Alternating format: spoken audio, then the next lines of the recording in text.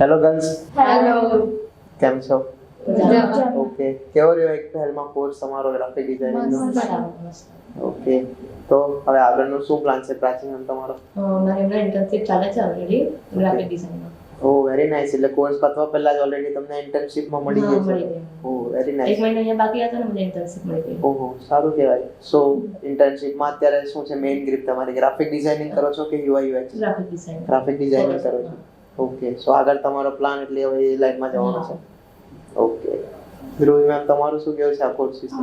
બહુ જ મસ્ત છે. ઇવન ડિઝાઇનિંગ તો શીખવાડે જ છે, પણ આપણે પર્સનલ ગ્રોથ કેવી રીતે કરવો જોઈએ એ પણ આપણને અહીંયા શીખવા મળે છે. એન્ડ મારો પ્લાન એ છે કે હું UI UX માં જોબ કરવા માંગુ છું, તો હું હમણાં ઇન્ટરવ્યૂ જ આપું છું એના ઓલરાઈટ. અને એની પ્રિપરેશન કરું છું. ઓકે, સો તમે અત્યારે જોબ શીખ કરો છો, તમે હા. જે વસ્તુ શીખો છો એના રિલેટેડ. હા. ઓકે, તમારું શું કહેવું છે મેમ? ઓવરઓલ એક્સપિરિયન્સ બહુ મસ્ત છે અને અહીંયા ગ્રુપ પ્રોજેક્ટ કરાયો છે તેના લીધે ઘણું બધું શીખવા મળ્યું છે કે ઇન્ડસ્ટ્રી લેવલ પર એક સાથે બધા મળીને કેવી રીતે કામ કરી શકાય ને અત્યારે મેં જોબમાં ફાઇન્ડ કરું છું. ઓકે, સો તમે જે ગ્રુપ પ્રોજેક્ટની વાત કરો છો તો તમારું શું કહેવું છે એના ઉપર કે લાઈક ગ્રુપ પ્રોજેક્ટ કરાવવો કેટલું જરૂરી છે આ કોર્સમાં? કરાવવો ઘણો જરૂરી છે બિકોઝ નોર્મલ આપણે કોઈ બી ટાસ્ક ને એવું કરીએ તો એટલો આઈડિયા નહીં આવશે કે ગ્રુપમાં આ વસ્તુ કેવી રીતે થશે. ગ્રુપમાં કરશું તો ખબર પડશે કે બધાનું ઇમ્પોર્ટન્સ શું છે ગ્રુપ પ્રોજેક્ટ માટે. તમારા માટે ઇમ્પોર્ટન્ટ છે. એટલે તમે જે આટલો ઓવરઓલ કોર્સ કર્યો એમાંથી તમને જેટલું શીખવા મળ્યું એનાથી કંઈક અલગ પ્રોજેક્ટમાં શીખવા હા. મળ્યું ખરું? હા કે એક વસ્તુ આપણે પ્રોજેક્ટ ટાઈમે કરીએ તો કઈ વસ્તુ ધ્યાનમાં રાખવી જોઈએ ને શું બધું જોવું જોઈએ બધા સાથે મળીને ને ડેડલાઈન પર કામ કેવી રીતે કરવું જોઈએ. ઓકે, એટલે ઇન શોર્ટ તમને કોર્સમાંથી સ્કિલ સેટો શીખવા મળી છે, પણ સાથે સાથે તમારે એને જોબમાં કઈ રીતે યુઝ કરવું એ પણ જાણવા મળ્યું છે. Okay, very nice. હેતુ મેમ તમારો કેવો હતો એક્સપિરિયન્સ? મસ્ત એક્સપિરિયન્સ છે. ઘણું બધું શીખવાનું પણ મળ્યું અને સાથે સાથે મારું જે રીતે આઈટી કંપનીમાં મને જોબ પણ મળી અત્યારે Oh, ઇન્ટર્નશિપ nice. તરીકે. ઇવન ખુદનું ઘરે પણ કરું છું ફ્રીલાન્સિંગનું અને એમાં પણ મને સારો એવો રિસ્પોન્સ મળે છે ક્લાયન્ટનો પણ અને મારા વર્કનું પણ એવી રીતે વર્કિંગ છે. સો ઘણું સારું છે. ઓકે, સો ઇન શોર્ટ તમારી સાઈડથી પણ ફ્રીક્વન્ટલી એટલે એફર્ટ્સ જાય છે જેટલી હા, જાય આપવી છે. જોઈએ. ઓકે, સો તમારું શું કેવું છે કે આ કોર્સ શીખીને તમને કેટલું હેલ્પફુલ થયું આ વસ્તુ તમારા ફ્રીલાન્સિંગમાં? ઘણું બધું હેલ્પફુલ થયું. ઇવન જે હું મારી જાતે ઘરે નહીં શીખી શકતી હતી યુટ્યુબ પરથી, એ મને અહીંયા મેન્ટર્સ તરફથી પણ મને શીખવા મળ્યું. ઇવન ગ્રુપ પ્રોજેક્ટ જે રીતે બધા કહે છે તે રીતે પણ હેલ્પફુલ. ટીમ લીડ કરવાની, ઇવન ખુદનું ટાઈમ લિમિટમાં કેવી રીતે કમ્પ્લીટ કરવાના ટાસ્ક, એ બધું જ ઇન્ક્લુડ કરી શકું. બરાબર છે. તો અકોર્ડિંગ ટુ યુ તમારા બધાના મંતવ્યથી જો જોવા જઈએ તો સૌથી સારું મેન્ટર ડિઝાઇનિંગમાં કોણ હતું? ધ્રુવ સર હતા. ઓલરાઈટ. પ્રાચી મેમ તમારું પ્રેઝન્ટેશન વિશે શું કહેવું છે? પ્રેઝન્ટેશન હું તો કહું છું કે રાખવું જ જોઈએ. કમ્યુનિકેશન વધે, મેઇન તો કોન્ફિડન્સ વધે ને નોલેજ મળે તે અલગ.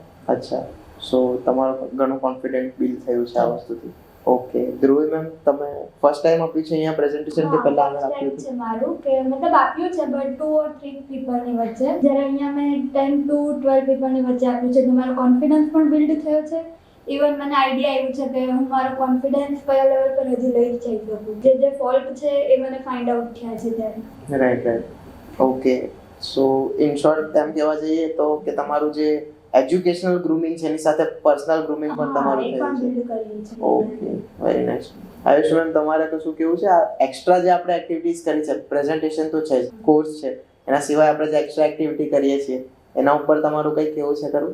એક્સ્ટ્રા એક્ટિવિટી કરાવવી જોઈએ બિકોઝ એકલું મતલબ સ્ટડી જ કરાવે એ ઇમ્પોર્ટન્ટ નથી બિકોઝ એક્સ્ટ્રા એક્ટિવિટી કમ્યુનિકેશન વધારે સારું થાય છે બધાનું. બરાબર. એકબીજા સાથે અટેચ થાય બધા તો અગર કોઈ પ્રોબ્લેમ મેન્ટોરને નહીં પૂછી શકાય તો ફ્રેન્ડ્સને પૂછીને આપણે સોલ્વ કરી શકીએ તો ઓલરાઈટ. બરાબર છે એક્સ્ટ્રા એક્ટિવિટી.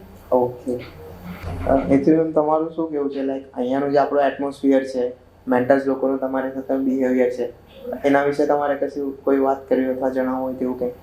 મેન્ટર્સ સાથે એકદમ ફ્રેન્ડલી, કોઈ બી પ્રોબ્લેમ આવે તો ઇન્સ્ટન્ટ એના ક્વેશ્ચન્સ, ક્વેરીઝ, ઇવન કંઈ પણ નવું શીખવું હોય તો અમે એની ટાઈમ તમને કોન્ટેક્ટ કરીને પૂછી લઈએ કે સર આમાં કઈ ક્વેરી છે, તો ત્યારે પણ સર ઓલવેઝ રેડી કે હા ઓફકોર્સ અમે તમારા પ્રોબ્લેમના સોલ્યુશન છે. ઇવન અહીંયાના ફ્રેન્ડ્સ અમારું જે ગ્રુપ બન્યું તે એકદમ હેલ્પફુલ છે. બહુ મજા આવે. એન્ડ પર્સનલ અમારી કંઈ બી વર્ક છે, પછી કોઈ બી બહાર એક્ટિવિટી કંઈ પણ હોય તો ઓલવેઝ સાથે જોઈએ.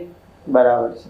એટલે ઇન શોર્ટ તમે અહીંયાથી એક સ્કિલ સેટ નહીં પણ એક આખું ફ્રેન્ડ સર્કલ પણ લઈને જાઓ છો. ફેમિલી એક જેવું પહેલા નહીં. ફેમિલી થઈ ગઈ અમારી. ઓકે સો એક પહેલ તમારા માટે ફેમિલી થઈ ગયું છે. Yes. Okay that's very nice.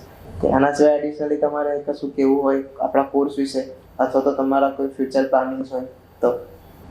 Course તો હવે કેવું છું કે બહુ જ સારો છે અને એના પછી બી અમારે જવું હોય ને તો મેન્ટર્સે કીધું છે કે તમારો વેલકમ છે. ઓકે તમારે ધ્રુવી મેમ કંઈ કહેવું છે? કે અહીંયા મતલબ કે આ ઘણી જગ્યાએ જઈએ છે તો ત્યાં કોમ્યુનિકેશન એટલું મેન્ટોર સાથે નથી થતું કારણ કે સ્ટ્રિક્ટનેસ વધારે હોય છે. તો અહીંયા આવવાનું મેઇન રીઝન તો એ જ હોય છે કોઈનું પણ કે મેન્ટોર અહીંના બહુ સારા છે કે ઇઝીલી અમે બધી જ વસ્તુ કહી શકીએ છીએ. તો એ મતલબ મારા ફ્યુચર માટે મને બહુ હેલ્પ થયું છે કે હું કશે પણ જાઉં છું હવે ઇન કેસ ઇન્ટરવ્યૂ આપવા પણ જાઉં છું તો હવે મને એટલો ડર નથી લાગતો જેટલો પહેલાં લાગે છે. બરાબર છે. ઓકે સ્કૂલ જેવું ટીચિંગ એવું કશું તમને અહીંયા feel થયું? નહીં. સો અહીંયા અને સ્કૂલ કોલેજના એજ્યુકેશનમાં તમને શું ડિફરન્સ લાગે છે?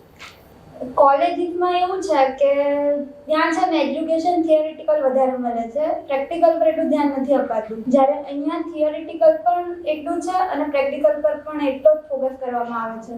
તો એની એ વસ્તુ મને વધારે ગમી કે બંને સાઈડ એ લોકો એમ રાખે છે કે બંને વસ્તુ પ્રોપર કરાવે છે. એવું નહીં કે થિયરિટિકલ કરીએ છે અને ઘણા બધાની ઘરે એ રિસોર્સિસ નથી હોતા તો સર અહીંયા એ પણ પ્રોવાઈડ કરે છે કે તમે 1 hour એક્સ્ટ્રા લઈને પણ અહીંયા વર્ક કરી શકો. ઓકે તો એ વસ્તુ બહુ સારી છે અહીંયા. નાઇસ. તમારું આયુષ્ય મેમ શું કેવું છે આ વસ્તુ પર કે સ્કૂલ જેવું કશું હોવું જોઈએ કે પછી આ છે એ બેટર છે તમારા જે માટે? છે એ બેટર જ છે બીકોઝ સ્કૂલમાં અને કોલેજમાં થોડું સ્ટ્રિક્ટનેસ હોય છે તેના લીધે આપણે ફ્રીલી એટલી વાત નથી કરી શકતા અને કોઈ વસ્તુ પૂછી બી નથી શકતા. જેમ ધ્રુવે કીધું તેમ અમે ઘણીવાર એક્સ્ટ્રા ટાઈમ લઈને અહીંયા કામ કરતા હતા અને એકબીજાને હેલ્પ કરવાની બી ગમતી હતી, અહીંયા કામ કરવાનું ગમતું હતું. ઓકે એટલે આ એટમોસ્ફિયર સારું છે શીખવા માટે. તમારે મેમ કઈ એવું છે આના પર?